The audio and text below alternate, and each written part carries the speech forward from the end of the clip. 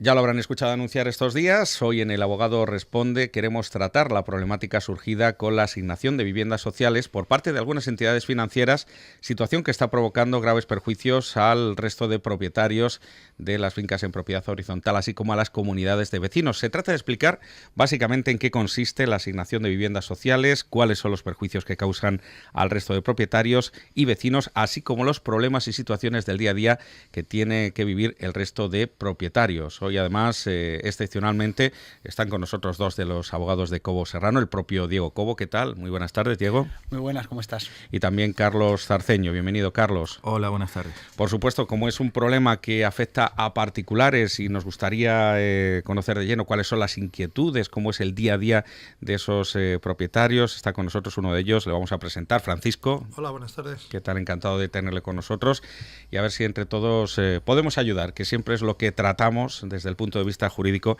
en este programa que emitimos el último jueves de cada mes y que hemos adelantado al de hoy por no hacerlo coincidir con el día de Navidad. Carlos, ¿nos puedes explicar en qué consiste la asignación de viviendas sociales para empezar? Sí, y a ver, esto de las viviendas sociales surge a raíz de la crisis financiera en nuestro país, especialmente desde 2011, cuando algunas entidades financieras pues pusieron en marcha algunos programas con la idea de facilitar el acceso a las viviendas que tenían vacías a personas especialmente afectadas por la crisis. ¿Qué es lo que pasa? Pues más tarde, mediante el Real Decreto Ley 27/2012 de 15 de noviembre de medidas urgentes para reforzar la protección a los deudores hipotecarios, se encomienda al Gobierno y a las entidades financieras la creación de un fondo social de viviendas. De este modo, en enero del 2013, se suscribió un convenio para la constitución del Fondo Social de Viviendas por parte del Gobierno, del Banco de España, la Federación Española de Municipios y Provincias y prácticamente todas las entidades financieras que operan en España. Fueron 33 las que lo hicieron, creando así lo que se denomina el Fondo Social de Viviendas en Alquiler. ¿En qué consiste este fondo? Pues básicamente en que las entidades financieras deben obligatoriamente crear su propio fondo de viviendas a fin de destinarlo al alquiler para aquellas personas y familias que se encuentran en lo que se llama situación de especial vulnerabilidad, personas que en principio deben de cumplir una serie de requisitos, principalmente que hayan sido desalojadas de sus viviendas después del 1 de enero del 2008 por el impago de algún préstamo hipotecario y carecer de ciertos ingresos.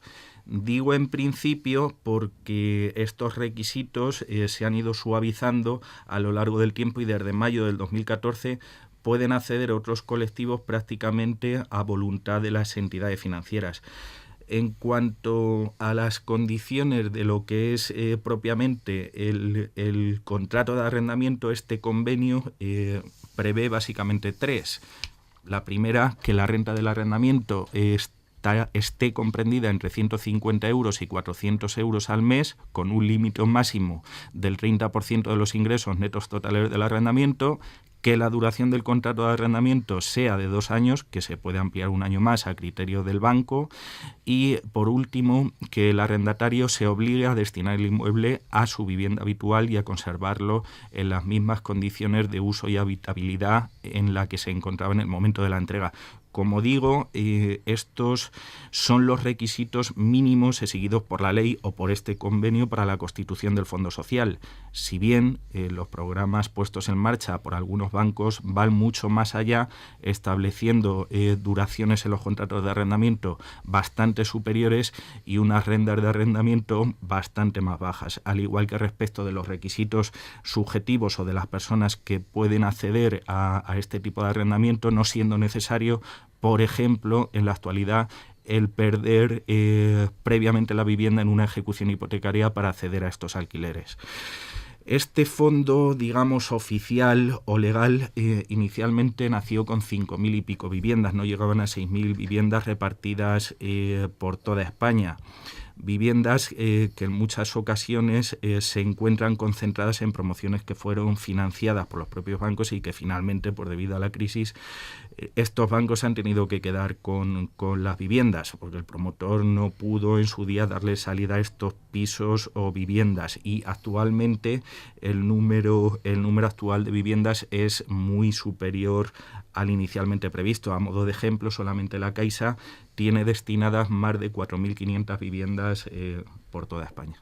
En principio esto suena bien, pues es una forma de dar salida a esas viviendas, de ayudar al acceso a familias que no tienen suficientes recursos, pero se genera un problema, señor Cobo, para propietarios que ya estaban en esas viviendas, habitándolas antes. Pues claro, Marcos, coincidiendo contigo, las cosas en inicio o bajo idea están bien, pero muchas cosas en este país no funcionan y no hay forma de hacerlas funcionar. Entonces, lo que inicialmente debería ser una buena idea, es decir, que edificios enteros, completos, que se hubieran adjudicado los bancos, pues que de una u otra forma fueran destinados a las personas que, por desgracia, ya están sufriendo esta crisis y que han perdido sus viviendas y todo lo demás, pues lógicamente, en principio es una idea que yo creo que a todos nos agrada. El problema es cuando eso aterriza, y el problema es la forma de actuar en muchas ocasiones de las entidades financieras en España y la permisibilidad que muchas veces los órganos reguladores tienen con estas entidades financieras. Esto es un perjuicio, desde mi punto de vista, mayor y más grave que la historia de las preferentes y como decimos y ahora está en público, que la salida de Bankia, ¿vale? ¿Por qué? Porque en vez de hacerlo bien, lo que han hecho es vivir, como este caso que nos ocupa hoy, edificios con 80 o 100 viviendas, donde hay 60 viviendas vendidas, donde no hay este tipo de viviendas. Ahora incorporamos una serie de viviendas sociales que acarrean inmediatamente una pérdida de valor horrible para el resto de propietarios. Y estamos jugando con la vida de las personas, porque en definitiva muy grave era que pobres personas mayores, como llevamos en el despacho y cosas de esas, hubieran perdido sus ahorros en Bankia con la permisibilidad de todos los que pasaron por allí, pero mucho más grave es aún que las personas no ya que pierdan sus ahorros, sino que han hipotecado toda su vida para comprar una vivienda, que están pagando religiosamente esa vivienda y que por esta forma de actuar el valor pasa a cero, porque ahora mismo en este edificio no hay forma de vender una vivienda, no por la crisis, no por no sé qué, pero es que lo que es peor, tampoco se puede alquilar una vivienda.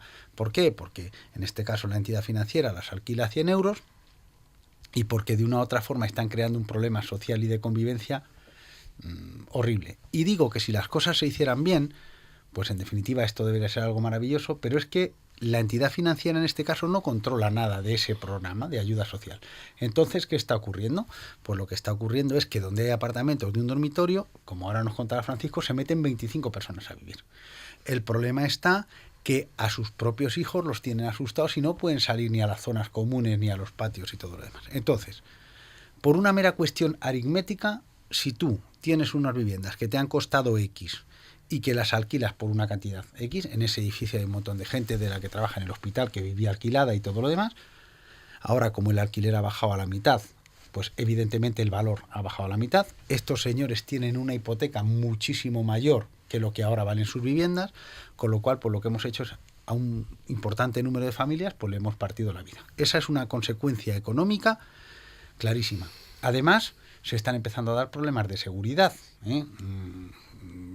Cuando tú metes 15 personas en una vivienda, cuando no respetas para nada cuál era el objetivo de estas viviendas sociales, que era para cubrir la desgracia de las personas que habían perdido su vivienda con motivo de esta crisis financiera, pero al final, como todo, pues al final esto ¿quién lo viene a pagar? Pues lo vienen a pagar los propios usuarios, como siempre, pues estas personas que trabajan, que llevan ahorrando toda su vida y que al final pues son los más vulnerables ante el sistema financiero.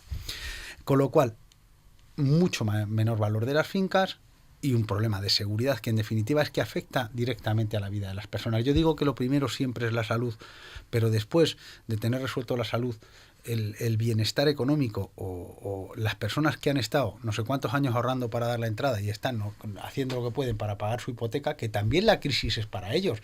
Claro. Muchas de estas personas han perdido su sueldo, han tenido bajadas de sueldo, trabajaban 2 y ahora otro trabaja 1. Entonces me parece que tampoco es justo machacar a los que intentan sobrevivir como pueden, ¿no? Entonces, esos son los dos problemas, los perjuicios económicos reales que entiendo que tenemos, ¿no? Y escuchemos al propietario, Francisco, porque dice usted que lo primero es la salud, pero un sofoco así le mina la salud a cualquiera, y nos imaginamos por lo que puede estar pasando Francisco, entre otros propietarios que pueden dar además testimonio en primera persona.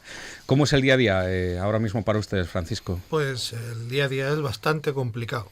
Complicado desde que nosotros compramos las viviendas a unos precios que estaban marcados hace 5 años muy elevados, precios de entre los 2 dormitorios y los 3 dormitorios que hay entre 20 y 25 millones de pesetas. Ahora nosotros, muchísimos vecinos, con la incertidumbre esta, intentó vender su vivienda hasta 60, 50, no va nadie. Vivimos en un pueblo, todo el mundo sabe lo que es un pueblo, al día siguiente se comentan todas las noticias, y nuestras viviendas las podemos regalar porque nadie quiere ir a vivir allí. Sencillamente porque nadie va. Nosotros tenemos 20, 25 y algunos 30 años de hipoteca que tenemos que hacer frente. Estamos pagando entre 400 y 500 euros al mes. Nosotros tenemos unas zonas comunes preciosas con nuestra piscina, que no podemos hacer uso de ella. Hemos tenido que instalar cámaras de vídeo porque se empezaron a producir robos en los garajes, en los trasteros, condiciones de inhabilidad, gente haciendo sus necesidades en los portales, gente bebiendo en los portales, tirando la porquería en los portales, donde tenemos la piscina era un basurero, tirando por las terrazas las cosas.